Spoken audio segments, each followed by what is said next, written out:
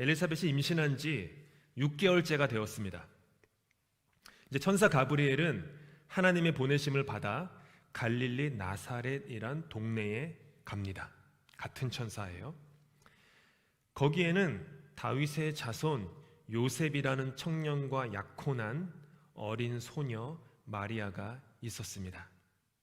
갈릴리 나사렛이라는 동네. 갈릴리는요 지방명이고 나사렛은 동네명입니다.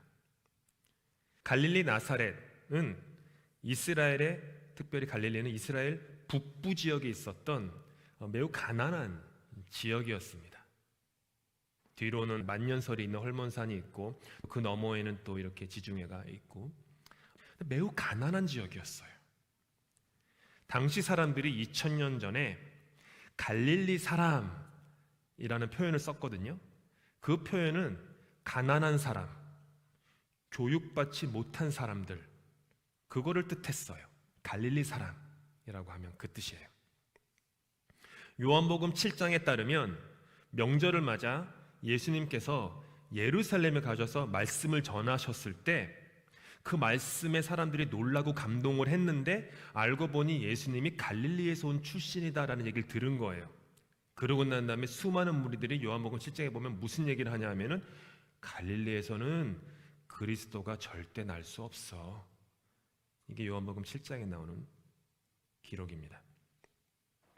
사도행전 2장의 기록에 따르면 예루살렘에 있었던 다락방에 모여 기도하던 120명의 그리스도인들에게 성령이 불로 바람으로 임하자 그 120명이 각자 여러 나라의 언어로 기도를 하기 시작했습니다. 마침 그때는 오순절의 끝자락이었기 때문에 여러 나라에 흩어져 있었던 디아스포라 유대인들이 예루살렘에 와서 그러니까 오순절 명절을 지키는, 그러니까 한국으로 치면은 뭐 설날 때, 추석 때 이렇게 고향 내려가는 그런 거 있지 않습니까? 유대인들은 반드시 예루살렘에 와서 이 명절 때 그걸 지켜야 돼서 많은 사람들이 모였어요. 대신 그들은 여러분과 같은 이민자들이에요. 그래서 그 이민자들이었기 때문에 각 나라의 언어를 사용하던 사람들이었습니다. 그들이 갑자기 이 120명의 사람들이 자기네 나라 말로 기도하는 것을 본 거예요. 너무 놀라죠. 근데 그들의 반응이 사도행전 2장에는 뭐라고 써있냐면은 어떻게 갈릴리 출신 사람들이 이런 역사를 일으키냐? 이렇게. 무슨 뜻일까요?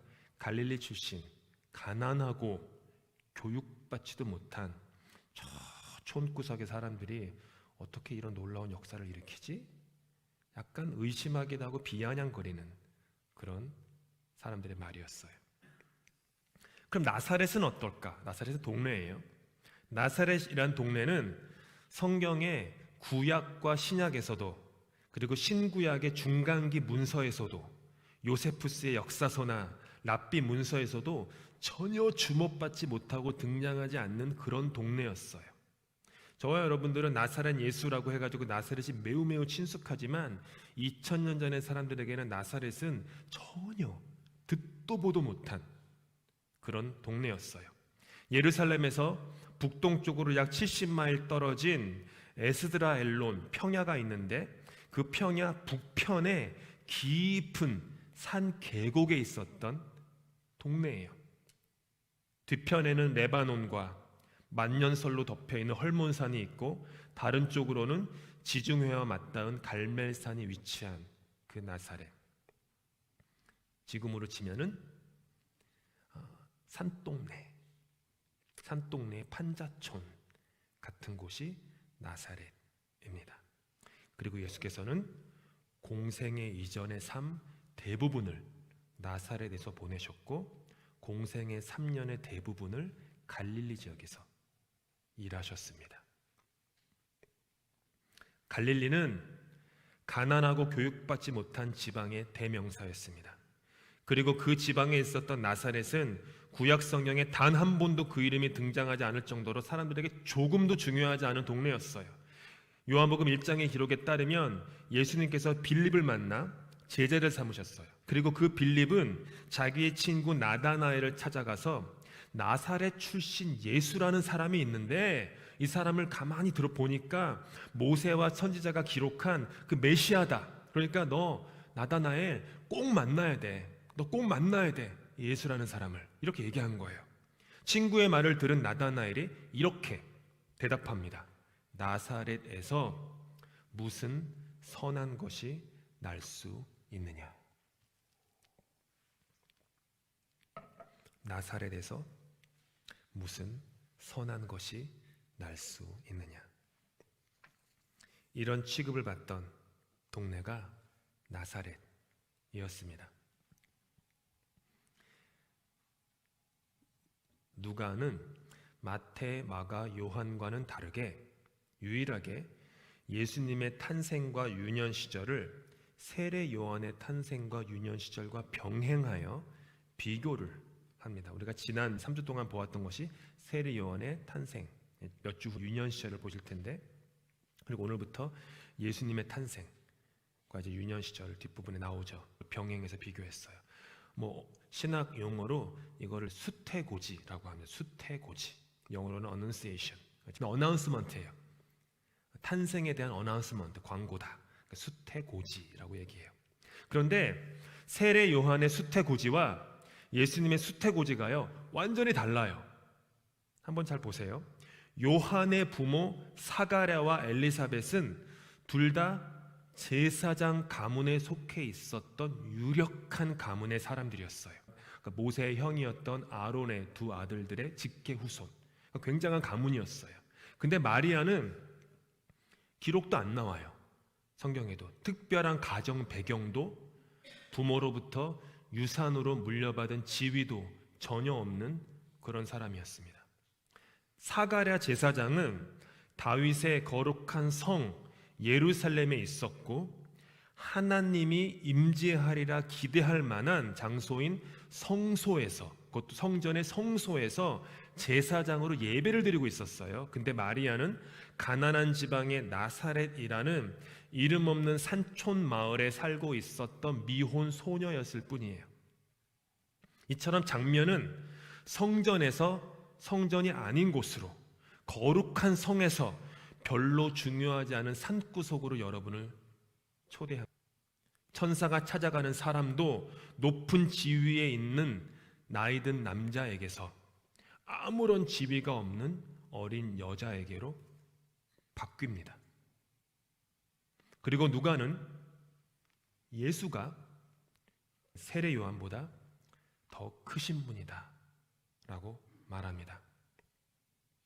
사가랴에게 찾아간 가브리엘은 다음과 같이 말합니다. 그가 주 앞에서 큰 자가 되며. 그런데 마리아에게 찾아간 가브리엘은 예수님에 대해서 이렇게 얘기합니다. 그가 큰 자가 되고. 뭐가 빠졌죠? 주 앞에서. 이게 무슨 뜻이냐 하면 세례 요한이라는 사람의 크기는 오직 예수 앞에서만 정의될 뿐이지만 예수님은 그분 자체로 크시다 라는 말을 가브리엘 천사는 하고 있는 거예요.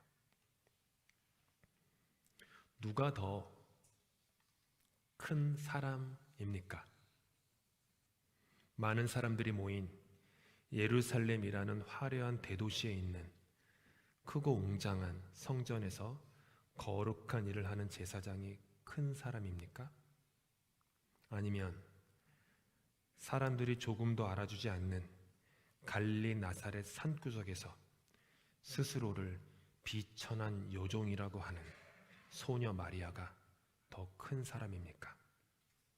누구의 아들이 더 큰 사람입니까? 세례 요한입니까? 아니면 예수 그리스도이십니까? 결코 잊지 마시기 바랍니다. 신앙인은 결코 잊어서 안 되는 게 온 세상을 통치하시는 하나님께서는 당신의 독생자를 예루살렘 성전의 제사장 가문이 아닌 갈릴리 나사렛의 그 어린 소녀 안에 잉태케 하셨다라는 사실을 말입니다. 그리고 모세는 그는 스스로 큰 사람이라고 생각했습니다. 나는 이집트의 왕자야. 교육도 받고 능력도 있고 나는 케이퍼블해. 그렇죠. 나는 능력 있어. 난 할 수 있어. 그래서 그는 스스로 큰 자라 생각해서 유대 민족을 구원하고자 했습니다. 근데 하나님은 잘 아시다시피 왕자 모세를 쓰지 않으셨고 그는 철저히 실패했습니다. 그리고 모세는 인생의 중간기 40년 동안 미디안 광야라는 이름도 모를 곳에서 양치기로 무명인의 삶을 살았습니다. 나이 80이 되도록 그는 자신의 양 한 마리 소유하지 못한 채 장인 이드로의 양떼를 돌보는 초라한 신세였습니다. 한번 생각해 보세요. 40세까지 이집트의 왕자로 살았는데 41세부터 80세까지는 아무도 모르는 광야에서 양떼를 돌보는 양치기였는데 그것도 자기 소유의 양이 아니에요. 장인어른의 양을 돌보는 사람. 모세가 소유한 것은 딱 하나였습니다. 자기 팔 길이 정도 되는 막대 지팡이 하나. 그거 하나. 인생 80이나 살았는데 그거 하나 가지고 있는 노인이었습니다. 그런데 하나님께서는 40세의 젊은 이집트 왕자 모세가 아니라 80세의 늙은 광야의 양치기 모세를 콕 집으셔서 출애굽의 역사에 사용하셨어요. 이게 하나님이 일하시는 알맞은 방법이고 알맞은 때입니다. 사울의 아버지는 아들에 대한 기대가 무척이나 컸습니다. 그래서 자신이 속한 베냐민 지파의 초대 왕이었던 사울 왕의 이름을 자신의 아들에게 붙여주었습니다. 무슨 뜻이죠? 너는 커서 우리 가문의 조상 사울 왕처럼 큰 사람이 되어라. 그리고 바울은 아버지의 뜻을 받들어 그렇게 사울로 살았고 자신이 하나님께 영광을 돌리는 특별하고도 큰 그릇으로 쓰임받고 있다고 굳게 믿었습니다. 근데 그것은 그의 크나큰 착각이었을 뿐입니다. 정작 그는 하나님의 대적이 되어서 교회와 그리스도인, 게다가 하나님의 독생자 예수 그리스도를 핍박하는 주인 중에 괴수로 살고 있었을 뿐이었습니다. 그런데 그가 거듭나 바울이 되었을 때 주님은 그를 사용하시기 시작하셨습니다. 바울이라는 이름은 파울로스, 작은 자라는 뜻입니다. 바울은 사울이라는 큰 자에서 바울이라는 작은 자로 변화되었던 것입니다. 그리고 매우 역설적이게도 하나님은 작은 자가 된 바울을 큰 자로 사용하셨습니다. 갈릴리 나사렛 산구석 동네에 있는 마리아라는 작은 소녀에게 찾아가 그녀 안에 인류를 구원할 메시아 예수 그리스도를 잉태케 하신 하나님은 구약과 신약의 역사 속에서 언제나 이와 같은 방식으로 일하십니다.